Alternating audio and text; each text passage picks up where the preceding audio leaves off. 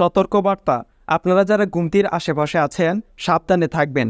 কোম্পানিগঞ্জ, মুরাদনগর, ইলেটগঞ্জের অবস্থা খুব বেশি ভালো না। পরিচিত জনের খোঁজখবর নেবেন, সাবধানে ও সতর্ক থাকুন, বিচলিত হবেন না।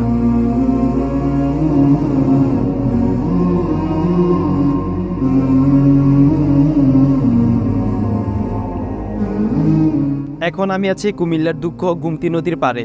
আপনারা দেখছেন গুমতি নদীর পাড়ে যা কিছু আছে সব কিছু বৃষ্টি ও ভারতের পানিতে প্লাবিত হয়ে গেছে।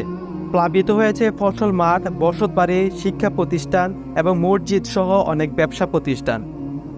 যদি কোনো ক্রমে শহর কিংবা গ্রামের কোনো সাইড দিয়ে নদী বাঁধ ভেঙে যায় তাহলে এই পুরো অঞ্চল প্লাবিত হয়ে শেষ হয়ে যাবে। আর এই কারণেই গুমতি নদীকে কুমিল্লার দুঃখ বলা হয়। ৩১ বছর পর ত্রিপুরার ডুমুর সুইচ গেট খুলে দিল ভারত, যার ফলে বাংলাদেশের আজকে এই অবস্থা। মধ্যরাতে নোয়াখালী ও ফেনী পানিতে তলিয়ে পড়ে। সকাল থেকে বন্যায় কুমিল্লা ও লক্ষ্মীপুর সহ আরও কয়েকটি জেলা প্লাবিত হয়। কেউ সরিয়ে আনতে পারেনি প্রয়োজনীয় জিনিসপত্র। তাদের নেই থাকা এবং খাওয়া দাওয়ার কোনো ব্যবস্থা। এখানে হয়তো সহায়তার জন্য আসেনি ফারায়েজ, তাশরিফ, আফ্রিদি, আসেনি ব্যারিস্টার সুমন, কিন্তু এসে পড়েছে বন্যায় প্লাবিত পরিবেশ দেখতে উপচে পড়া মানুষের ভিড়।